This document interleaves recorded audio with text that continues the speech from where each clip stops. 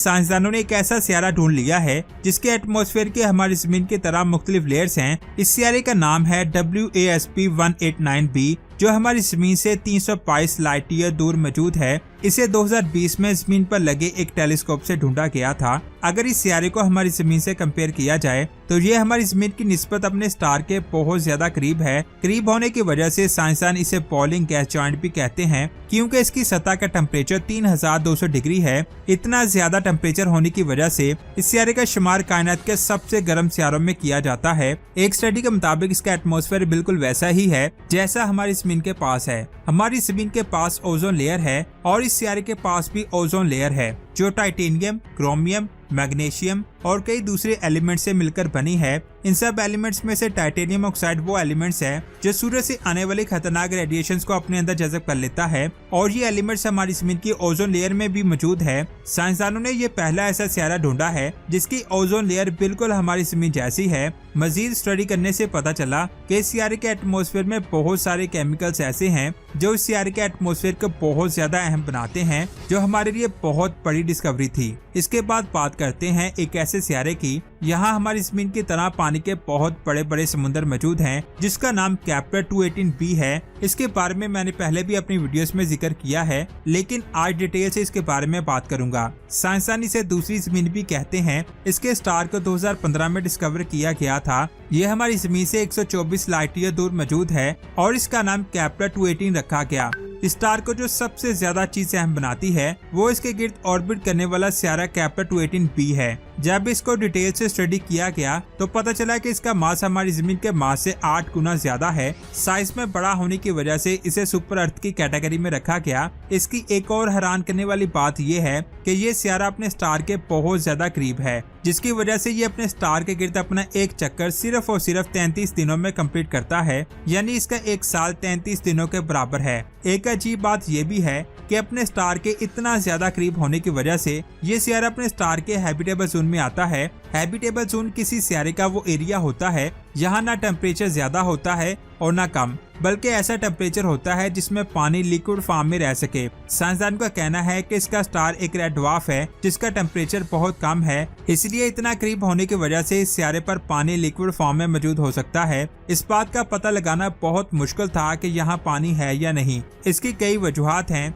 एक तो ये कि ये हमसे 124 लाइट ईयर दूर मौजूद है। इतनी दूर होने की वजह से इसे देख पाना बहुत ज्यादा मुश्किल है, क्योंकि ज्यादातर टाइम तो ये अपने स्टार के पीछे होता है या फिर अपने स्टार के सामने, जिसकी वजह से इस पर लाइट नहीं पड़ती और इसकी डार्क साइड हमारे सामने रहती है। इसे तभी स्टडी किया जा सकता है जब ये अपने स्टार के बिल्कुल साइड पर ऑर्बिट कर रहा हो। इसकी एक और प्रॉब्लम इसका एटमॉस्फेयर थी। उसका एटमॉस्फेयर बिल्कुल हमारी जमीन जैसा है। जमीन का एटमॉस्फेयर स्पेस से आने वाली सभी रोशनी को ब्लॉक कर देता है और इस सियारे का एटमॉस्फेयर भी ऐसा ही करता है, जिससे हमें इस बात को जानने में बहुत प्रॉब्लम हो रही थी कि वहाँ पानी है या नहीं। लेकिन 4 सालों की लगातार मेहनत के बाद सन 2019 में स्पेस टेलीस्कोप ने सभी साइंसदानों को हैरान कर दिया। कई सालों की स्टडी के बाद हब्बल, केपलर और स्पिट्जर स्पेस टेलीस्कोप ने यह पता लगा ही लिया कि उस सियारे के एटमॉस्फेयर में पानी है। ये इस वक्त हमारे लिए बहुत बड़ी डिस्कवरी थी, क्योंकि स्पेस में साइंसदानों ने पहला ऐसा सियारा दरियाफ्त कर लिया था यहाँ पानी मौजूद था। पानी के अलावा इस सियारे पर हाइड्रोजन और हीलियम जैसे एलिमेंट्स भी मिले हैं। एक स्टडी के मुताबिक केपलर 218b का एटमॉस्फेयर हमारी जमीन के एटमॉस्फेयर से बहुत ज्यादा मोटा है। इससे हम ये अंदाजा लगा सकते हैं कि अगर इसका एटमॉस्फेयर बहुत ज्यादा डेंस है तो इसका एटमॉस्फेरिक प्रेशर भी बहुत ज्यादा होगा, और साथ ही ये अपने स्टार के हैबिटेबल जोन में भी मौजूद है। साइंसदान का कहना है कि जिस तरह हमारी जमीन पर वाटर साइकिल है, उसी तरह इस सियारे पर भी वाटर साइकिल हो सकता है। यहाँ पानी उड़कर भाप बन जाता है और फिर उसी पानी से बारिश होती है। लेकिन कई साइंसदान का कहना है कि ये पानी बारिश की सूरत में नीचे गिरता तो जरूर है, लेकिन एटमॉस्फेयर के नीचे वाली लेयर में जाकर फिर से भाप बन जाता होगा, क्योंकि नीचे का एटमॉस्फेयर काफी ज्यादा गर्म हो सकता है, जिसकी वजह से बारिश का पानी कभी जमीन पर पहुंचा ही नहीं होगा। बेशक ये अपने स्टार के हैबिटेबल जोन में मौजूद है, लेकिन ये सियारा बहुत सारे स्टार क्लस्टर के दरमियान मौजूद है। यहाँ पर पानी दोबारा से भाप बन सकता है, लेकिन कई साइंसदान तो ये भी कहते हैं कि इस सियारे पर एटमॉस्फेरिक प्रेशर हमारी जमीन के एटमॉस्फेरिक प्रेशर से कई गुना ज्यादा है, जिसकी वजह से वहाँ के हालात हमारी जमीन से बहुत मुख्तलिफ होंगे। इसके अलावा ये अपने स्टार के बहुत ज्यादा करीब है, जिससे बहुत तेज रेडिएशंस निकलती होंगी। अगर हम इंसान वहाँ रहते तो ये हमें जला देती। मिसाल के तौर पर फर्ज कर लें कि यहाँ पानी मौजूद है, बारिश होती है, सेम वही हालात हैं जैसे हमारी जमीन पर हैं, लेकिन ये सियारा हमसे इतनी ज्यादा दूर है कि हमें वहाँ पहुँचने में 10 लाख साल लग जाएंगे। यानी हम कभी भी अपनी मौजूदा जिंदगी में वहाँ नहीं जा सकते। 30 मार्च 2022 ये वो दिन था जब हबल स्पेस टेलीस्कोप ने हमारी जमीन से 12.9 बिलियन लाइट ईयर दूर एक स्टार को ढूंढा। ये सुनकर बहुत सारे लोग कहेंगे कि भाई इसमें कौन सा कोई खास बात है, हबल ने पहले भी बहुत सारे स्टार्स को ढूंढा है। तो मैं आपको बता दूं, ये स्टार हमारी जमीन से 12.9 बिलियन लाइट ईयर दूर है। यानी ये स्टार हमारी कायनात के आखिरी किनारे पर मौजूद है, जिसे हबल स्पेस टेलीस्कोप ने देखा। ये सुनने के बाद भी अगर आपका दिमाग नहीं चकराया तो मैं आपको बता दूं, हमारी मिल्की वे गैलेक्सी का साइज 1 लाख लाइट ईयर है, जिसमें 400 करोड़ से ज्यादा स्टार्स मौजूद हैं। इतने ज्यादा स्टार्स और उनकी रोशनी की वजह से किसी दूसरी गैलेक्सी में एक स्टार को देखना बहुत ज्यादा मुश्किल होता है। कई सालों की स्टडी के बाद हम किसी दूसरी गैलेक्सी में किसी स्टार को देख पाते हैं, लेकिन जिस स्टार को हबल ने ढूंढा वो हमारी कायनात के आखिरी किनारे पर मौजूद है। जरा सोचिए, कायनात के आखिरी किनारे और हमारी जमीन के दरमियान अरबों गैलेक्सीज मौजूद हैं, तो इतनी ज्यादा गैलेक्सीज होने के बावजूद हबल ने उस स्टार को कैसे देखा? आज से 13.9 अरब साल पहले हमारी कायनात बनने के बाद जो रोशनी निकली थी, उसे हमारी जमीन तक आने में 13.8 अरब साल लगे और इस स्टार की लाइट को भी हमारी जमीन तक आने में 12.9 अरब साल लगे। यानी ये स्टार बिग बैंग के 1 अरब साल यानी फौरन बाद बन चुका था। ये स्टार हमारे सूरज से 8.2 अरब साल पुराना है। साइंस की एक स्टडी के मुताबिक कायनात बनने के फौरन बाद जो स्टार बने थे वो साइज में हमारे सूरज से बहुत ज्यादा बड़े थे। एक स्टार जितना ज्यादा बड़ा होगा वो उतनी ही ज्यादा एनर्जी कंज्यूम करेगा और वो उतनी ही जल्दी खत्म होगा। हमारे सूरज जैसे स्टार 10 अरब साल तक जिंदा रह पाते हैं, लेकिन इस स्टार की उम्र तो 12.9 अरब साल है। साइंस की एक स्टडी के मुताबिक ये स्टार आज से कई अरब साल पहले ही खत्म हो चुका था। जिस वक्त वो स्टार बना था तब उससे निकलने वाली रोशनी को हम तक पहुंचने में 12.9 अरब साल लगे, जिसे हबल स्पेस टेलीस्कोप ने कैप्चर किया। लेकिन पीछे से वो स्टार कई अरब साल पहले ही खत्म हो चुका था।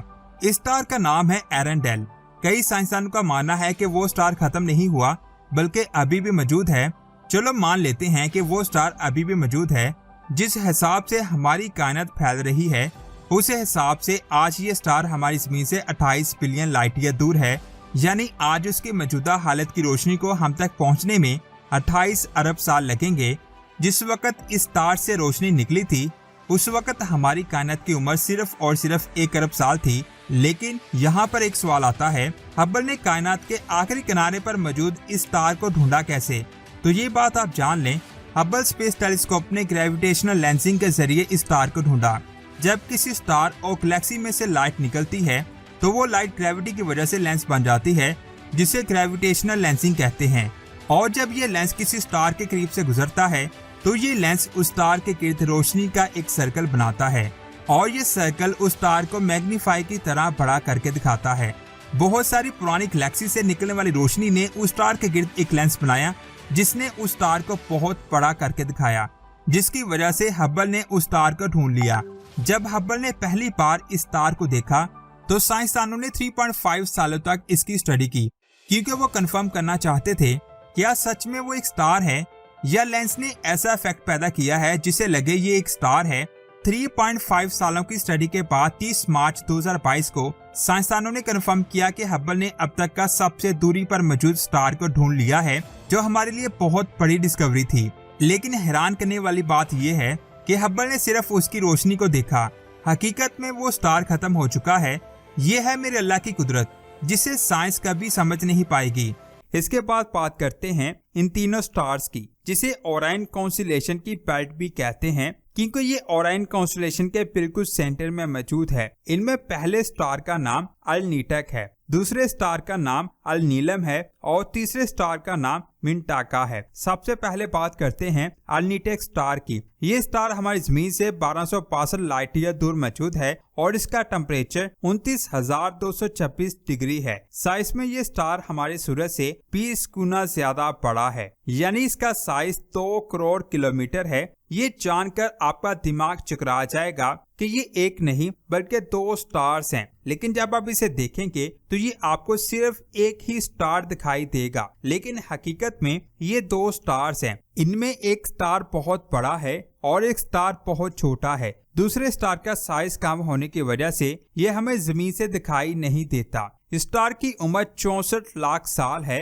और इसे 1819 में डिस्कवर किया गया था और ये एक ब्लू जॉइंट स्टार है, जबकि इसका छोटा स्टार एक ब्लू सब जॉइंट स्टार है। ये आसमान का 31वां रोशन स्टार है। इसके बाद बात करते हैं नीलम स्टार की। ये स्टार हमारी जमीन से 1344 लाइट ईयर दूर मौजूद है। ये दूरी इतनी ज्यादा है कि रोशनी को भी वहां पहुंचने में 1344 साल लग जाएंगे, लेकिन जमीन से देखने पर यह बहुत करीब दिखाई देता है। इसका टेम्परेचर 27,226 डिग्री है। ये स्टार हमारे सूरज से 32 गुना ज्यादा बड़ा है और इसका डायमीटर 4 करोड़ किलोमीटर है। ये एक सिंगल स्टार है। इसे bright blue super joint star भी कहते हैं। स्टार की उम्र 57 लाख साल है। साइंसदान का कहना है कि स्टार पर बहुत तेज हवाएं चलती हैं, जिनकी स्पीड 2000 किलोमीटर फी सेकंड है। इसकी ग्रेविटी हमारे सूरज से 40 गुना ज्यादा है और ये आसमान का 29वां रोशन स्टार है। इसके बाद बात करते हैं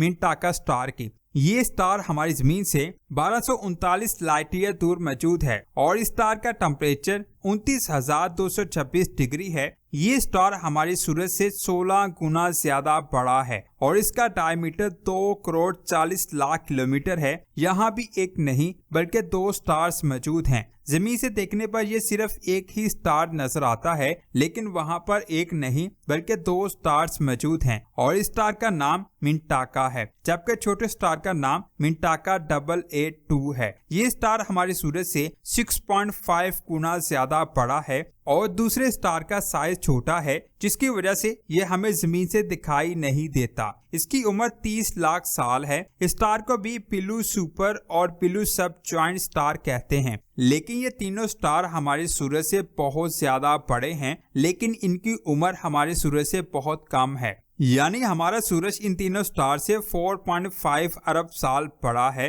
मिंटाका हमारा सबसे करीबी स्टार है। इसके बाद अल्निटक स्टार और फिर अल्नीलम स्टार हमसे दूर हैं। इन स्टार्स के नीचे आपको और स्टार्स नजर आएंगे, जो एक स्टार नहीं बल्कि नेबुला है, जिसका नाम ओराइन नेबुला है। इसको हम आसानी से आम आंख से भी देख सकते हैं। इसका शुमार कायनात की सबसे रोशन नेबुला में किया जाता है। यहाँ बहुत बड़े बड़े स्टार्स की फॉर्मेशन होती है। इसके सेंटर में ऐसे स्टार्स के ग्रुप हैं जो बहुत ज्यादा गर्म है। ये नेबुला 12 लाइट ईयर तक फैली हुई है और ये हमसे 1344 लाइट ईयर दूर मौजूद है। इसके बाद इस स्टार की बात करते हैं। ये कोई स्टार नहीं बल्कि ये हमारे सोलर सिस्टम का सबसे बड़ा सियारा, जो जमीन से एक स्टार की तरह दिखाई दे रहा है। आज की ये वीडियो आपको कैसी लगी? अगर सच में आज की वीडियो आपको अच्छी लगी तो इसे लाइक और शेयर लाजमी करें। मिलते हैं ऐसी ही एक और शानदार वीडियो में। अपना बहुत सारा ख्याल रखें। अल्लाह हाफिज।